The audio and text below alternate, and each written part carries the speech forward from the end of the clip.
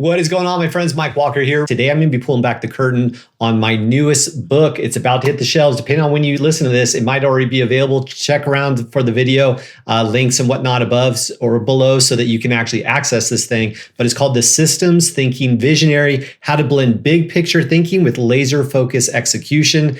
And this is a conundrum for a lot of people out there. I'll be honest. We've got the visionaries, right? The big dreamers, the big thinkers, the people that see the opportunity in the marketplace. And that is phenomenal. The world would not be where we are today without those people. But equally true, the world would not be where we are today if it weren't for the ability to take those big ideas and turn them into actionable plans.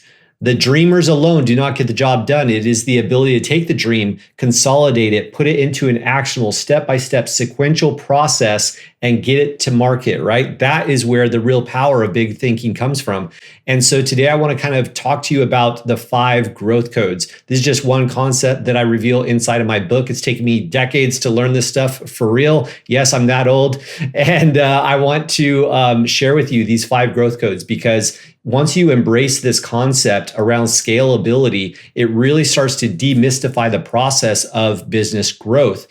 So many people out there, they're like, I want to scale my business. Okay, great. Sounds good. And I'm sure that's a worthy cause. But if you specifically ask them, what in your business are you going to scale? They'd probably just come up with a vague answer, something to the effect of, well, more sales or more clients or more impact. And that's fine. These are good. But what's going to drive that result, right? What's going to get us there? That's the big question. It's like, yeah, we want to grow. Okay, well, sometimes just doing more of the same isn't actually the answer. In fact, many times it's the thing that will ultimately be the downfall of that company because they're relying on old methodologies and systems that got them to level 1 or level 2, but those systems are not adequate enough to get them to level 3, 4, and above, right? And so that's something I want to share with you today is these 5 growth codes, because as soon as you start to understand this, it's kind of like pulling back the curtain or the veil and you start to see your business in a different way. And more specifically, you start to see things within the business a different way. And you start to realize, wow, you know what? There are elements of my business that need to either completely change or completely even go away if we're actually going to scale this thing, okay? And so let's dive right in because I want to save you time, effort, and energy and money. But to do that means sometimes cutting off old thinking, old paradigms that no longer will serve us if we truly want to grow, okay? Awesome. So let's get started. Growth code number 1. We're getting tactical on you right here. Scale ready systems. Again, the concept is not every system within your business is scalable. Now, okay, well, what's that mean, Mike? Like, what are the systems in my business? Well, essentially any process, a step-by-step or sequential or linear process that's done the same way every time in order to create a profitable and predictable end result. This could be as simple as your onboarding process, for example. Well, like what happens? Well, we send the client the contract, they send it back, and then once it's received, then this step happens, and then this person calls that person, right? Like it's just a series of events, okay? Now, here's the thing. When you're looking at your business, you really want to start to identify that think of it like a rubber band stretched around like a square peg. Now, what happens? Well, the areas around the corners are not nearly as stretched as the pieces on the flat of that square peg, right? So we need to realize that wherever those stretches are, need to be strong points or scalable pieces of the business equation. Like we can't scale everything equally. Not everything in our business will operate under pressure. So go back to my original analogy, onboarding process, right? Well, the process you're using right now works great. 1 to 2 clients a day. Awesome. Now 10x that, 10 to 20 clients a day. Could the same system produce the same quality end result? Yes or no? What if we 100x'd it, 200 clients per day? Could your system hold it? Oh, well, that's a whole different thing. Mike, I don't have enough people. Okay, well, there's people and there's also processes. And that's kind of where we need to start looking is, the problems and the structure that we've created today might not be sufficient to hold under the weight of our objectives. So a lot of people say, oh, I want to scale my business and I want to do this and I want to make this type of money and I want to have these types of customers. Fantastic. Great goals, great dream, great vision. But how is that under pressure with your current system? Can your current system support that growth? Well, no, we're just going to kind of work our way up. Okay, but wouldn't it be better just to have a system that's already built for the growth that we want? See, every day that goes by that we don't have a system in place that supports our vision is another day that we are literally broadcasting subconsciously and energetically out into the universe, out into the marketplace. We are not ready for the goal that we desire. You're saying, well, we want to grow. We want to have this. Great. Can you do it right now? No. Then you're not ready. So do the things, build the things, implement the things that are going to support the growth that you keep saying you want. There's a big difference between saying that you want something and being ready for it. And that ultimately is what we're talking about here, and understanding that we need to build systems that are going to solve the problems of our vision, not of where we are today. Plain and simple. All right. So some things to look at. 3 distinct characteristics of scalable pieces of your business. I want you to write these down. If you don't have a pen, do so. If you're running or driving, well, be careful and revisit this video later if you need to. All right. Or the podcast, whichever one you're listening to audio. Here we go. 3 distinct characteristics. Number 1, they become more valuable as they grow. Okay, so as they get bigger, as they grow, does that piece of the business or that sequence or process end result get better, more valuable? Number 2, can it expand without proportional resources? Now, here's the thing. We want more clients. Great. Yeah, but every time we onboard a new client, we need another team person to support them. That's not scalable, because all you're doing is your resources, your requirements and bandwidth required to produce the end result is directly proportional to your ability to grow with the scale of demand. And so if you're adding new people and processes every single time you're adding a new client, well, then you're not scaling. That's just linear growth. And that's just kind of almost parallel growth. So we don't want that. And then lastly, the third one here, they maintain or improve quality at scale. Whoa, wait. It improves as it scales? Yes, it actually gets better. You want a good example of that? Netflix streaming service is a perfect example of this, because every time a new subscriber comes into the Netflix ecosystem, what are they doing? They're using the platform. They're engaging with the different, essentially apps, right, or videos. And therefore, their usage and viewing habits are informing the machine of what that person likes. And therefore, the machine gets better. The more people that are on it, it gets smarter, and it's able to deliver a more curated environment or experience for the end users, because it's learning from all the new data, the new inputs, okay? They become more valuable as they grow, all right? They expand without proportional resources increasing along with it. And they maintain or improve quality at scale. That's growth code number 1, which means scale ready systems. That's when you know you've got something that's scale ready, is those 3 criteria. All right. Growth code number 2, quantum leap potential. Quantum leap potential is growth code number 2. See, a lot of people think very sequentially. They're like, okay, first we're going to get 5 clients, and then we're going to get 6, and then we're going to move up to 10, and then we'll get some 12, right? Fine, all good. But again, like I was saying earlier, do you want a system that's solving the problems of today? Or do you want a system and processes in place in your business that are solving and ready for the problems that you want tomorrow, the big vision, the big goal that you have? We need to fast forward. We need to not think linearly. We need to think in quantum steps, like really jump forward to the future. What problems are going to be inherent in our business?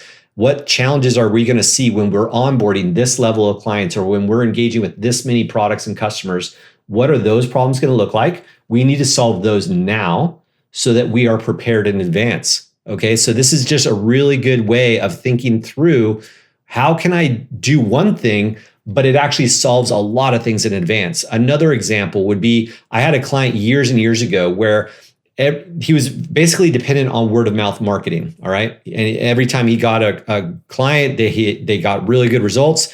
And he basically just, was very beholden to that client speaking about his business. Okay, well, that's fine. I mean, word of mouth is the best source of referrals if you're getting the referrals, right?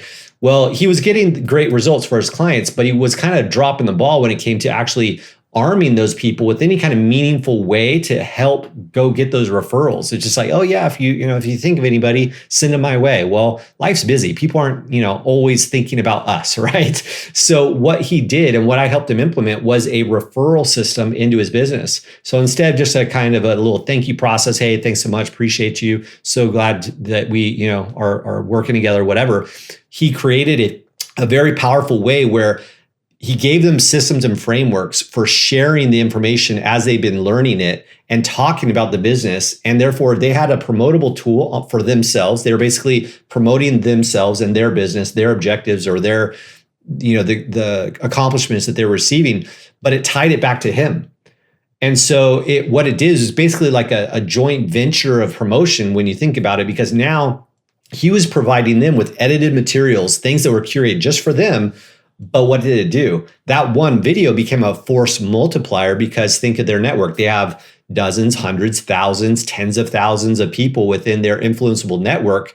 Well, now he is creating one asset that is getting inserted into a multiplicative process, a network, a matrix of opportunity by just doing one thing. And so now, instead of just kind of crossing fingers and hoping that client is going to send people his way, he in turn is putting the ball in his court by saying, hey, look, here are some customized tools just for you that are true, genuine value for you, but you are now incentivized to put them into the market because they are of value and they do highlight your expertise. But in return, it's going to have a connection. It's kind of almost like a backlink to me, the source that helped you achieve or to create this thing, right? Really simple to do. This isn't like revolutionary stuff here. This is just doing it. It's thinking about it and going, you know what? If I am truly reliant on word of mouth advertising, then what can I do to make their lives easier? How do I make it easier for them to talk about me and my business and what I do, right?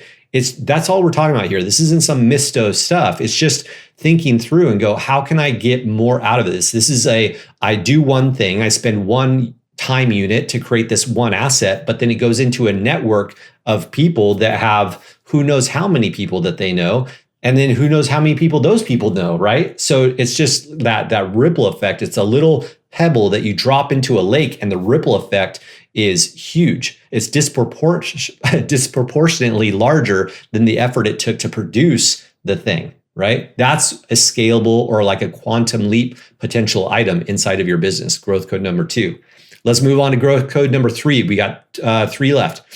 Here we go. Vision alignment under scale. This is a big one. Some people grow right out of their shoes. All right. And what I mean by that is they scale, they grow, they get the clients, they get the more revenue, and they realize they're miserable. They're exhausted. They no longer even do the things that they originally loved doing anymore because they're so buried under the minutia of administrative concerns, right? So we need to make sure that our vision of scale is in alignment with our values. Scale and values. We got to make sure those things are laid on top of each other. If they are not, then you're leaning your ladder up at the wrong building, because the growth is going to, like I said, just grow you right out of your comfort level, right out of your peace and your purpose of why you're even here in the first place. So we really need to understand, how do I make sure that this is in alignment with my values? Number 1, know your values, right? Because if you don't know what you stand for, you're going to fall for anything.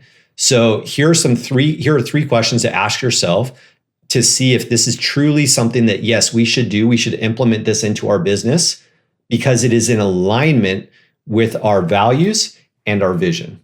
All right, 3 questions. Here we go. Number 1, does this create a multiplicative or multiply effect, or just an additive impact? So is this a 10x thing, or is this just another 1x, and then we're going to have to go get 9 more 1x's to equal the 1 10x thing that we could have been doing instead? See what I mean? We need to make sure that this is a true multiplier effect, a force multiplier, versus just, oh, here's one more idea we could do. Here's one more thing we could do. Well, yeah, you can, but you've only got so many time units in a day. So we need to understand what is truly worth the time, effort, and energy to put into it. And is it generating the full leverage that we need? That's number 1. Number 2, will this strengthen or dilute our vision at 10x scale? Again, kind of going back to what I was saying earlier. Okay, yeah, we should do this. This truly does look like it can produce the type of result we want. Fantastic. It's in alignment with our vision. Great. But what happens when we 10x it? Again, hey, we can onboard 2 to 3 clients a day and we deliver a phenomenal experience. Awesome. Can you do that at 20? No. Got it. Something's off. We have a system for today, but not for tomorrow. Something to work on. Question number 3, does this move us closer or further from our ultimate mission? Again, success is a very broad term, and be careful the filters and the paradigms that you accept into your mind and heart that the world will feed you through the screens you view all day long.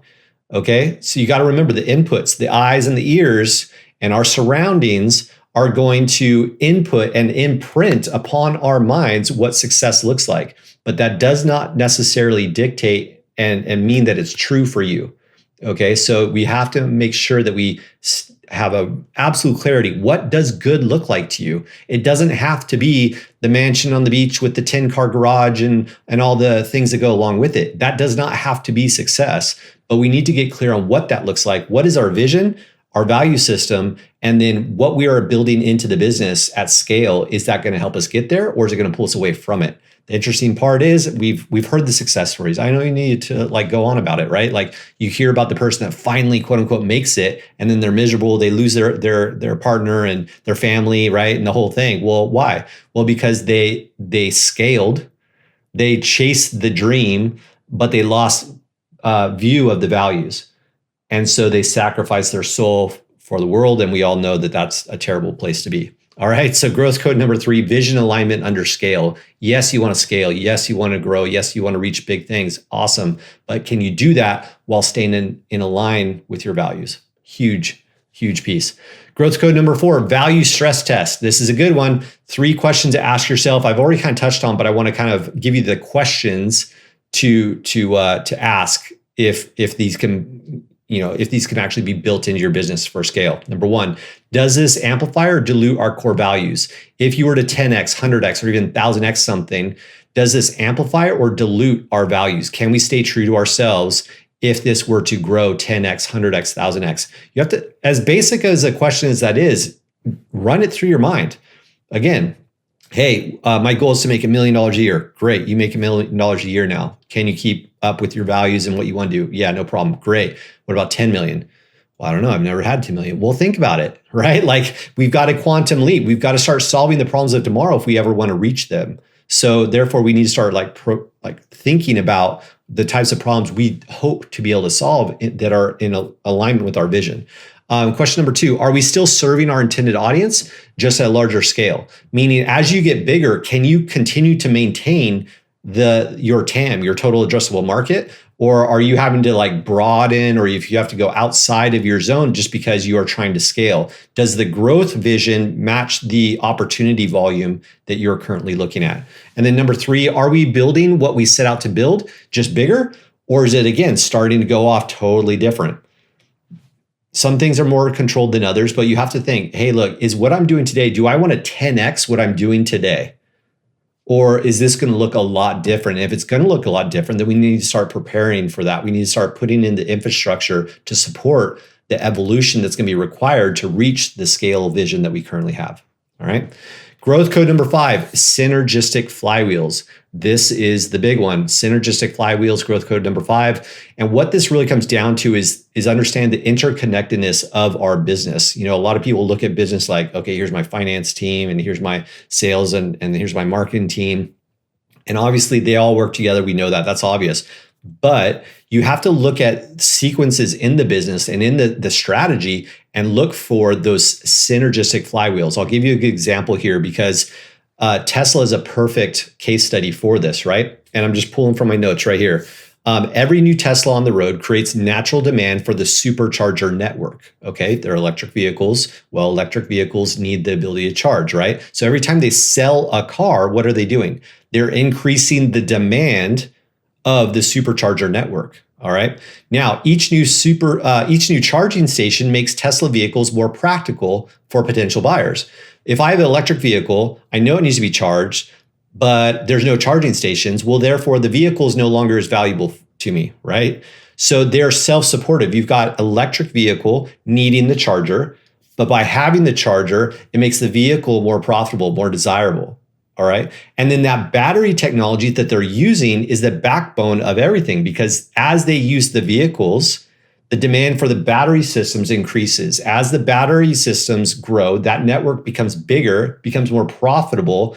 It then supports the technology that drives the battery technology in the vehicles itself. See how it works? Like a self-licking ice cream cone. It just keeps getting better and better, right? Because as one piece of it grows, it increases the value proposition of another element of the business. That is massively powerful when you can go, hey, you know what? The bigger we get over here, the more valuable this becomes over here. So you see what I mean? Like, you got to look at pieces in your business and go, okay, if we were to 10x this thing, would it increase the value for us? And where else in our network, in our system, would it benefit? Plain and simple. So many people's systems actually break or reduce quality at volume. You see this a lot in the agency world, where every time they add a new client, what happens? One of two things. Either they have to add another person to their team to support that client, right? That's that parallel growth that we talked about that just never works. You're not scaling, you're just growing. There is a difference. Or they don't add a new team member on because they know that they don't want to lose that profitability margin. So what do they do? Well, it dilutes their team's bandwidth across more people. So every time an agency adds somebody to their network, to their customer base, the quality, the value proposition for all the other customers does what? It goes down. Isn't that interesting? That you have a company that is trying to grow, trying to make more money, and yet every time they add a new client, they are diluting the value proposition for all their other clients.